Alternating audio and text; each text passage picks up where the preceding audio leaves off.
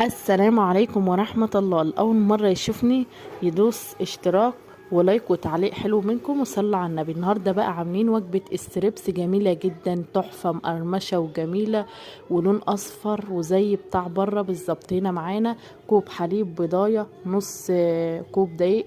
هنا معانا توابل فراخ، معلقة كركم، معلقة فلفل اسود وكمون وجميع البهارات، ونقطتين من الزيت، وقلبناهم كويس جدا كده.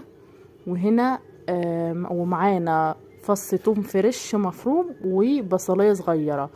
وبعد كده مقطعينها شرايح كده زي الاستريبس، وهنسيبها في التتبيله دي ساعه 2 زي ما تحبي.